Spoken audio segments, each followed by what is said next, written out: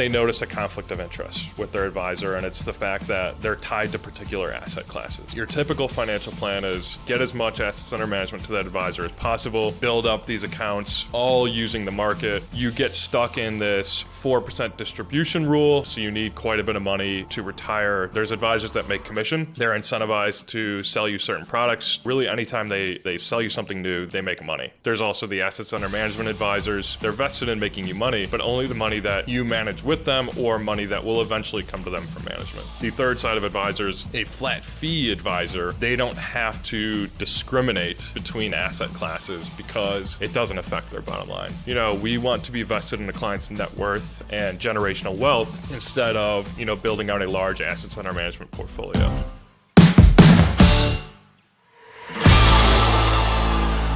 Welcome back, everyone, to the Learn Like a CPA show. I'm your host, Ryan, and today we have a very special guest, Mr. Tyler Murphy. He's going to be the first financial planner / advisor that we're going to have on the podcast.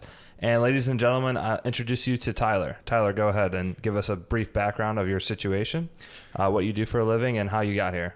Yeah, I'm Tyler Murphy, as Ryan said. I'm a financial planner trying to do things a little differently than a lot. My firm is Strong Side. I founded Strong Side on the core principles of doing some financial planning with a different fee structure. So we're looking at flat fees, and we're not kind of tied to any products.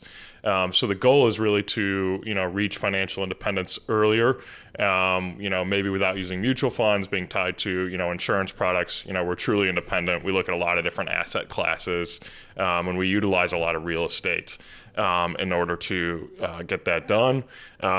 Some background on myself is I'm a CFP, got into financial planning about 3 years back, have always kind of been obsessed with it even since I was a teenager. So one of the things that I get from a lot of clients too is they don't like the financial planners that are in their network because a lot of them are percentage-based asset under management. And what that essentially means is that they get a cut of whatever your portfolio looks like. And if you're investing in real estate, they can't necessarily get a percentage of that. And so a lot of times people struggle to find a financial advisor that's aligned with real estate investing. Yeah, and that's exactly what I see, Ryan. And that's kind of the conflict of interest is what I call it, is what I'm trying to avoid is, a lot of people, they have a financial advisor they're working with, they're looking to transition into real estate. You go to that, traditional financial advisor that's charging you 1%, and you go to them, let's say John, goes to, his financial advisor and says, hey, I want to, invest $1 million into real estate or $500,000 into real estate. And the problem that advisor is going to run into, the conflict they're going to run into is that if John does take $500,000 or $1 million from that advisor's managed portfolio, is that's going to affect that advisor's bottom line. So that advisor, whether they know it or not, is incentivized to tell John that maybe real estate's overpriced, maybe, interest rates are too high, or it's too volatile or too risky a market, because it's going to affect that advisor's bottom line. Eliminating that conflict of interest and finding a financial advisor, a financial planner that's vested in your net worth, not the assets under management that they have, is truly important in my opinion. So I looked on your firm's website, and so you guys have 4 key principles at your firm. Number 1 is growing net worth. Number 2, increasing cash flow. Number 3, creating generational wealth. And number 4, which would be my favorite, decreasing taxes. Can you talk a little bit more about those 4 principles? Yeah, I'd say, the first thing you want to do in any financial plan is increase your net worth. So you could be starting from zero, you could be starting from debt. You want to eliminate all your bad debt first. You want to create emergency funds. You want to start to build up your net worth through, some of the normal accounts that everybody sees, employer accounts, your Roth IRAs, traditional IRAs, your taxable brokerage, and kind of from there is where you're really going to, build out more complex, net worth. You're also going to want to decrease your taxes, as always, Ryan. That's a big thing that you work on. We kind of lay some basics there, but that's a truly important piece of it as well. Some of the other things we want to do is increase cash flow. So becoming financially independent is really a game of increasing your cash flow to replace your current income. It could be at a business you are running. It could be a W-2 income, but obviously everybody becomes accustomed to, a lifestyle that they don't want to diminish, once they leave their W-2 job or their business altogether. And you need to find a way to replace that income, passively or, actively, loosely active. And we find that real estate is a really good way to do that. So most clients, they start with a traditional advisor portfolio and transition into real estate as they look to become financially independent. So that's exactly what I wanted to talk about. So when I first started doing planning for clients, it seemed as if a lot of people had a decent sized investment portfolio already before they got into real estate. And what that looked like at the time would be a decent, healthy emergency fund. They had a normal investing account. They were using IRAs, 401ks, taxable brokerage account money. And then they're making the transition into real estate. And what are your recommendations as far as when is somebody going to be ready to buy a property, their first investment property? Yeah, I'd say, really somebody's looking to buy their first investment property once they've, built up a sizable 401k, their emergency fund is healthy, they have Roth IRA assets, they've had traditional IRA assets, they're they might even be maxing, a lot of those out, and they have a healthy taxable brokerage that they can work with already. Once they're able to, they're really kind of steady from, what a traditional advisor would kind of look like is, all right, let's see what kind of, bucket we can create for real estate. We can start with one property. We can immediately go into a syndicate. We can, buy 2 or 3 properties right off the bat. One thing that Ryan and I had talked about is, make sure, you don't have more than, 1/4 of your total net worth into, a singular project. So if you have, a $1 million portfolio that you're working with, let's not take that whole $1 million and transition it to real estate in one day. Let's start with maybe a smaller project or a mid-sized project. Maybe you have, $100,000, into a project or $150,000 into a project. Being careful. We never really want to go all in. That's where we could potentially get in trouble with, a couple bad deals in a row. But you want to, over time, continually build out that real estate portfolio in order to replace your income. And I think that is what people are missing nowadays is they have a job, no investing background, and then they go straight into real estate. I believe that's the most dangerous thing that you can do. And oftentimes a lot of people will ask me what my sort of balance is between retirement accounts and investing versus real estate. My personal strategy is I've determined a number that I want to be able to retire with using retirement accounts and taxable brokerage accounts, and whatever that amount to contribute is, maybe it's $700-800 a month. I'm going to do that before I do any real estate investing, knowing that if all my businesses and all my real estate fail, I can fall back on having that brokerage account, or I can fall back on having that retirement account. But I believe right now a lot of people are going straight into real estate without having that background of the Roth IRA, the stock market. And we all know that you can earn more in real estate than the stock market, but it's playing the safe game with the real estate upside. Yeah, and I see that exactly, Ryan, is, when I work with a client, I typically am taking over for another advisor, and they've done a pretty good job in most cases of kind of building up those assets under management, building up those Roth IRAs, traditional IRAs, taxable brokerages, and even the 401k. As time goes on, as these clients get, older, it could be in their 40s, their 50s, their 60s, we really are transitioning out of the market. So a very safe retirement, account in your 20s or 30s, you could have a ton of equity, and it feels really good. And it's volatile, and that's okay. As time goes on and you become more risk averse, that's where we really want to start transitioning to real estate is really get that up and rolling. Because we are worried about the volatility in the market. If the stock market goes down 50%, that could take, 5, 6, 7 years to recover. if you're doing that in your 50s and your 60s, you're going to be in a lot of trouble. So that's, another point at where real estate kind of becomes that diversification factor, that current income factor is we can take this money out of the market, determine the taxes on it, and get that into a real estate deal and create, pretty quickly real income that's going to supplement your W-2 or allow you to leave that W-2 very, very quickly. So that's something that I've seen with a few people who are late 40s, early 50s, maybe middle 50s, and they want to retire at normal retirement age, right, 59 or 60, but they got less than 300 grand in a 401k. They got less than $500,000 in overall investments. The only way they're going to safely retire or comfortably retire is taking that $500,000 instead of earning a 4% annual rate of return on it, is to take the $500,000 and go make $80,000 to $100,000 a year in real estate with the $500,000.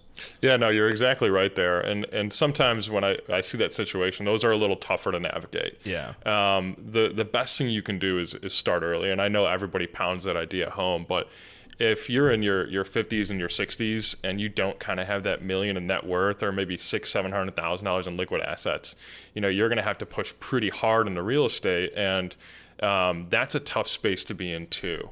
If you're making some mistakes right off the bat, that could be very problematic. If you're not creating that current income right away, that could be problematic. And just like we don't want to solely use the market or any sort of asset class, we're very careful to not over leverage into real estate as well. That's sometimes where we see an issue is maybe a novice real estate investor that tries to just walk into it because they see it on social media that it's easy and it's a very it looks very simple and everybody makes money, where that's not the case. So I'd say starting early, building that net worth up is a huge key that I would hammer home just like everybody else. So let's talk about some of those different types of accounts that people can use to build wealth that are not in real estate. So we have first on the list the regular 401k, and no, it is not a race. It is a investment account that you can use. Can you talk a little bit about the 401k? Yeah, so 401ks, they're all through your employer. Sometimes I hear people say, my IRA through my employer. Yeah. Are they the same thing? Kind of. They're both tax sheltered. Hopefully your 401k has a match component or an automatic profit sharing contribution. So when that happens, whatever you put in, your employer might match up to 5%. Put 5% of your salary in. You'll get a 5% bonus right off the bat. You can't do that anywhere else. If it's a profit sharing contribution, maybe they put in $2,000 per employee. It's free money. It's really good to use. In terms of what you can do with that money, it's kind of locked away until you're at least 55. There's a rule of 55 that allows you to get the money out. Most people are going to be distributing that in their 60s.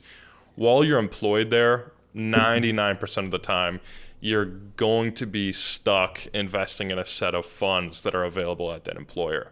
Once you leave that company, you're plenty of rollovers into other types of accounts. You can even get it into real estate. But while you're employed, you are stuck there kind of growing it, managing risk, investing in equity, investing in bonds, investing treasuries, all via funds. It is a little bit of a higher fee environment, but the benefits that it provides, far outweigh those fees that you're going to pay in that account. Mm-hmm. And so how is the IRA different than the 401k? The IRA has much lower limits. So your 401k, you're looking at, this year, $22,500 you can put into it. Your employer can get even more up there, up to, I believe it's $63,000. And your IRA, depending on your income limits, there's income thresholds here. You can put $6,500 into a traditional IRA or $6,500 into a Roth IRA. There are some caveats there depending on your income and if you have access to a 401k. But in general, if you know the rules, there are backdoor Roth IRAs, that you can, put that $6,500 in even if you're over those income thresholds. And they're generally in, the mid 130s to the 150s. And that goes up each and every year. But it's a tax-advantaged account, tax-deferred account, the traditional IRA, that allows you to put $6,500 in per year. Mm-hmm. And what about the a lot of people want to know about the self-directed IRA, self-directed 401k. Do you want to explain a little bit about those, maybe even the SEP IRA too? Yeah, so the self-directeds, they're really interesting. They're very complex, and I see people, they can get into some hot water here depending on what they're investing in. Some people will use it to invest in Bitcoin. I won't even begin to speak about that. Other people will use it to, buy into, businesses passively. They'll buy into real estate passively. So you have your 401k, your Roth IRA, your traditional IRA. And maybe you just left your employer. Let's say John is working at an engineering company for 20 years. He develops a very large 401k balance, and he's always been more interested in investing in real estate. Your traditional your normal 401k, you can buy a REIT. Not a huge fan of those, but let's say once he leaves his employer, he can go and self-direct this 401k or move it over to an IRA and self-direct it. And that means that he can buy real estate passively with these self-directed IRAs through a provider and have exposure to a completely different asset class with a lot of the tax advantages still in place. So we're still talking about these baby steps before getting into real estate. So these are going to be all your accounts that you guys should be using, in my opinion, the retirement accounts to play the safe game, right? If you're not ready to get into real estate, if you're not knowledgeable about it, if you don't want to buy right now because of 8 or 9% interest rates, I get it. Use these accounts. Do not sleep on these accounts. We talked a little bit earlier about good debt versus bad debt, and you throw out there 8% as a really high interest rate. I would assume that was for consumer or personal loans, right? Can we give people some actionable steps as far as here's the debt they have and which debt they should be looking to pay down versus not? Yeah, debt is always an interesting conversation. In the past, I've always called it kind of between 5 to 8%. And the idea is that... Hey guys, just wanted to interrupt the podcast today to let you know about my Facebook group, Tax Strategies for Real Estate Investors. We have over 6,300 real estate investors in the community actively engaging every single day. You're going to learn all my top tips. You're going to get to network with other professionals, and you're going to get to see all the past recordings and all the past posts in that Facebook group. So make sure you join today. It's going to be linked in the podcast below. And now back to the show. And the idea is that if you can earn a greater return than the amount of debt there is, the amount of interest you're paying, it's technically better to hold on to that debt, make normal payments, and reinvest that difference. Mm-hmm. Now, when we're talking about 8%, we need to find a viable cushion. So are you making 12 to 13% on your investments? That's maybe a viable cushion. Maybe it's 14 or 15% a viable cushion where you're not running too much risk. The lower that interest rate, if we're talking a 4 or a 5%, there's tons of things out there where we can, almost guarantee that you're going to make over 4 or 5% on that investment. Those are debts you want to hold on to forever. People who got mortgages at 3%, 2.75%, you have the best business deal around. You really don't want to pay that down because you're able to reinvest that money that you maybe would have used towards an extra payment, to maybe buy more real estate or buy more in the market or contribute more to your 401k. So, 8% is kind of at the high end. You're battling an 8% interest rate that you have to earn a higher return than 8%. Mm-hmm. Something like a 5%, 4% to 3%, it's really a no-brainer that you want to hold on to that debt and be diligent about investing the difference. And you'll come out, with a higher net worth because of that, as long as you're diligent. If we're talking something like credit card debt, eliminate every last bit of it. If you have any sort of debt in, the 10 to 12, even, 25%, for whatever reason, you want to eliminate all of that debt before you really even begin to think about real estate or even some of the retirement accounts. Mm-hmm. Now that the 8% interest is very a curious place, because I've talked to people where they want to take out a HELOC on their primary home to buy an investment property, and at an 8% interest rate, plus a lot of times HELOCs are adjustable, so they'll go up in interest rate over time. That spread doesn't work.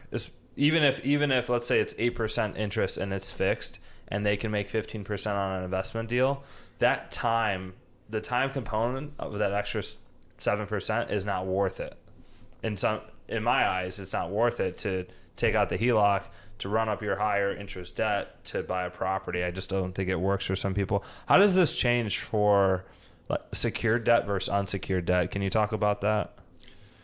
Secured debt versus unsecured debt is, secured debt, you're going to have something kind of collateralized. Unsecured debt, it could be like a promissory note. It's completely no holds barred. Whatever happens. Anytime you have an unsecured debt, you're going to have a much higher interest rate, which is, it's tougher to pay. And just kind of as you said, Ryan, the higher the interest rate you have there, regardless of the type of debt, the harder it is for you to kind of combat it and maybe make sense of loaning that money, as you said, in the HELOC. All the HELOCs recently, every time I get the question, it's really hard for me to approve, of a client or a prospect or just a general question from somebody to take on that HELOC at current rates. It's very hard to compete with those rates from a return perspective. And whether it's secured or unsecured, I'm mostly looking, at what the opportunity cost is. Mm-hmm. So let's use an avatar here. So I'm Joe. I'm married, and my spouse doesn't work. I take home $150,000 a year. I make $150,000 a year W-2. I've been using my 401k. I've been maxed out my 401k, using my IRA accounts. What does that look like for me to get into real estate from there? Yeah, I'd say, your first steps, kind of starting from the beginning. We want to, get an inventory on everything you've done so far. Make sure you're utilizing a 401k correctly. You're maxing out your Roth IRA. You are utilizing a taxable brokerage, and you have a hefty balance there that, maybe we dig into part of that to start purchasing real estate. While you're building up all these assets, you're building up a healthy emergency fund, you're eliminating bad debt, you're going to want to educate yourself as much as you can on real estate before you do something. Once you're able to do that, maybe you take, a fifth or a sixth of kind of that liquid net worth that you have and start small. It could be a short-term rental that you're buying for tax reasons. It could be a long-term rental because you want to start with something a little more solid, a little more structured, with consistent income. It comes down to an individual's goals is what's most important in my opinion. If you're trying to, retire earlier, retire in these next couple of years, you're going to have to transition to real estate to replace that income, fairly quickly. Mm-hmm. But in the very beginning, as you start to transition to real estate, it's building out all those retirement accounts to healthy balances. It's building out the taxable brokerage. It's utilizing that 401k and, easing your way into real estate as you kind of learn the game through practice or, hiring a professional who has, seen 5,000 real estate deals, 1,000 real estate deals to, point out some of the mistakes that you're going to make early, and kind of, gain intelligence through their wisdom, and their kind of trial and error. It's so crazy sometimes because I do a lot of coaching and consulting too, and I review a lot of pro formas, and it's crazy what some people leave out in their numbers. You didn't factor that in, or you have a cabin in the Smoky Mountains, but you're not budgeting for pest control or cleaning the hot tub. Some of these things that just come second nature to an expert is the novice is not even seeing that as an opportunity or something to look for, which I think is interesting. So this is kind of a selfish question that I have, but it gets brought up a lot. But what does a typical healthy asset allocation look like for somebody like me who, okay, I have these baby steps, shout out to Dave Ramsey, baby steps going on, but I'm looking to accelerate my wealth building and I want to be able to retire early. What is a healthy asset allocation in net worth, right? So we're talking net worth wise. If I have $1 million net worth, let's say, and I want to break that up between traditional retirement accounts, I'm going to break that up between net equity and real estate, and then maybe just cash or other securities.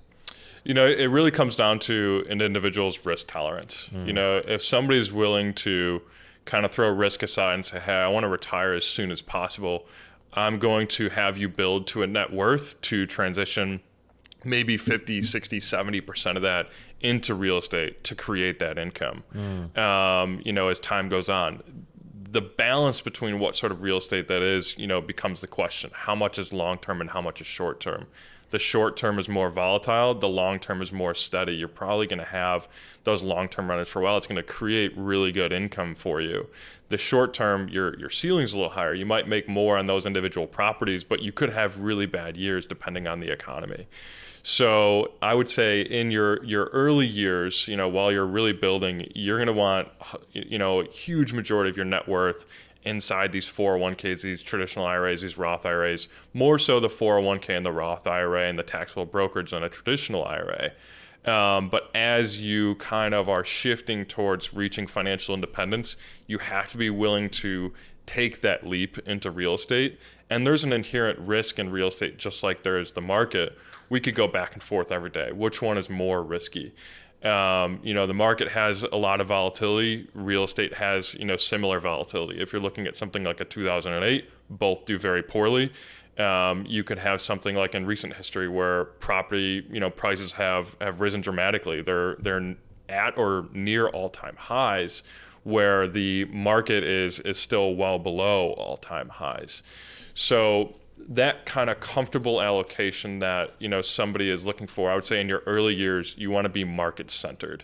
And as you develop your real estate skills, your real estate game, you should be transitioning to real estate in chunks, in pieces, while making sure your assets and your retirement accounts remain there. You shouldn't be excessively loaning from your 401k or draining Roth principal to go out and buy real estate. I would tend to avoid that on a consistent basis. If it happens as a one-off, I understand, but don't risk one asset class just to build another faster, is really what I'm looking at. In terms of a golden allocation for everybody, it's really tough to put a number on that. I do really like your strategy that you had kind of mentioned before, is make your retirement accounts whole. So if all goes well, I'll live a good retirement and I'm comfortable with that. But anything I can do in real estate will kind of be my, that bucket that sends me above and beyond, and it replaces that income on top of, maybe a pension or Social Security or, just your typical retirement account, distributions later on. So this is probably a better question for me, but I want to hear your perspective on what are some of the benefits that, especially from a tax perspective, that real estate provides that a traditional stock market investor, 401k investor doesn't get. Yeah, I'd say in the very beginning, whenever I meet with clients, is I tell them that I'm tax conscious. My goals are always to decrease taxes.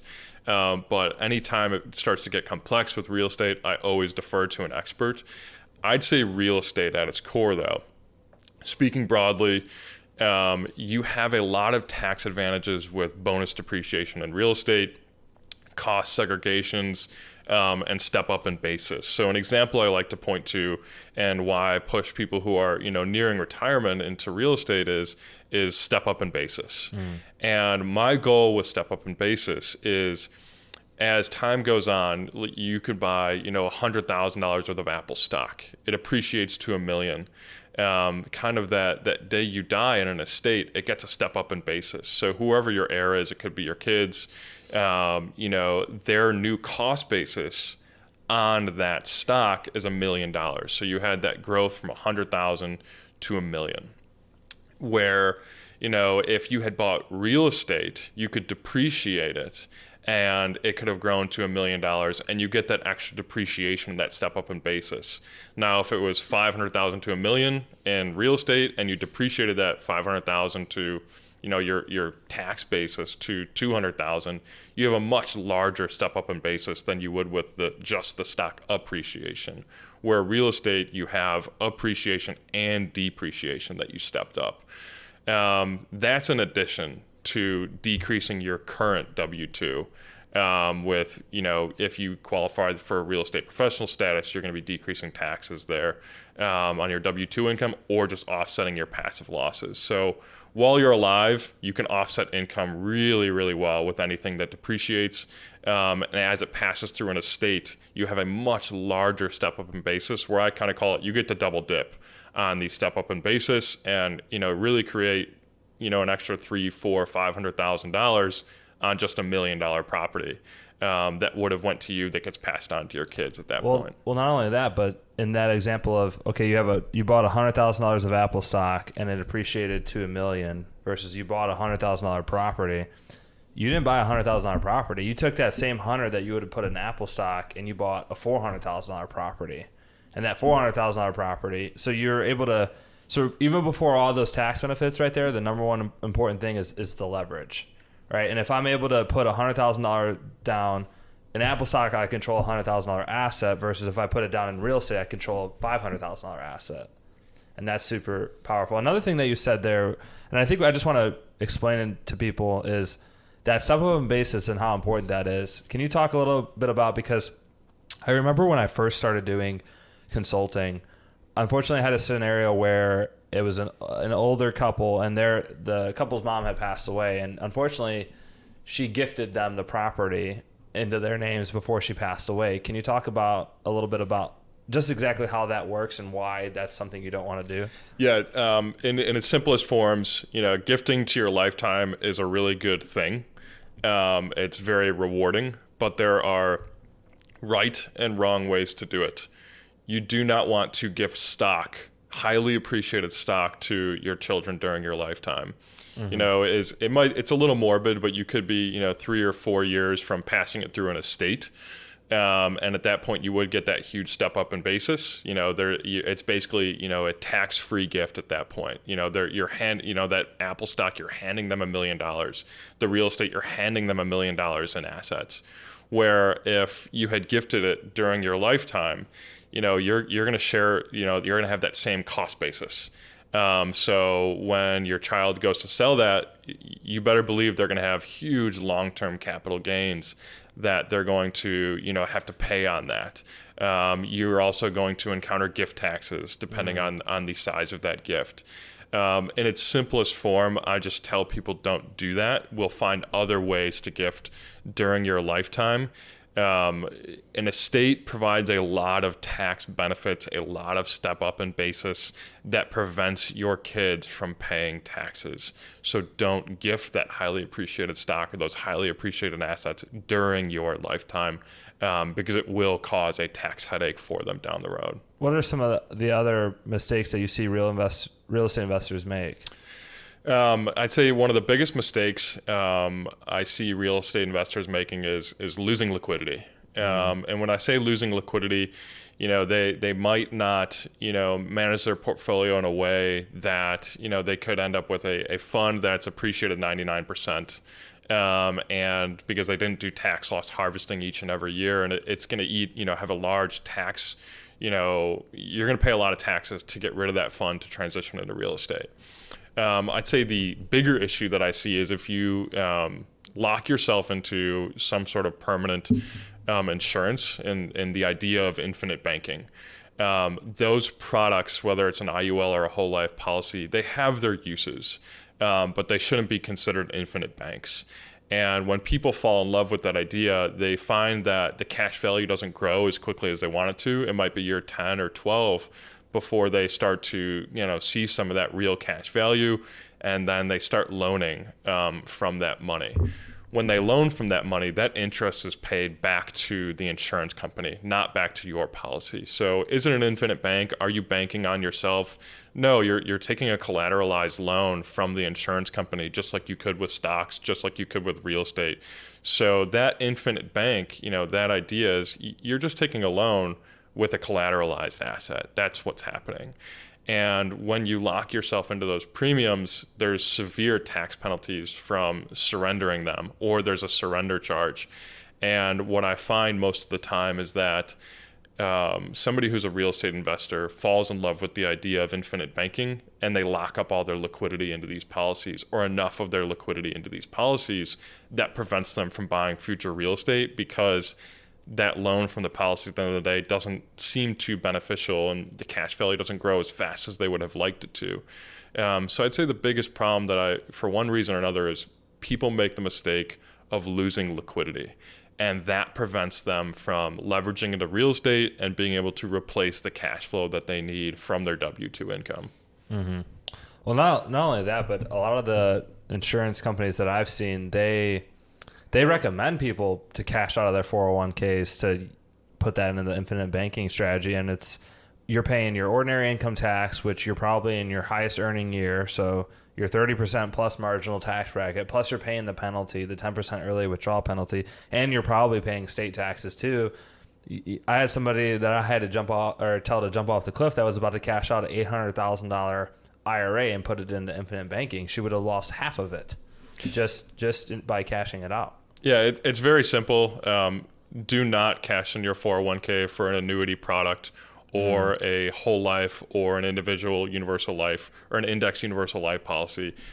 Don't do that. You're going to pay a lot of taxes. You're going to give up liquidity. You are going to give up control of those assets.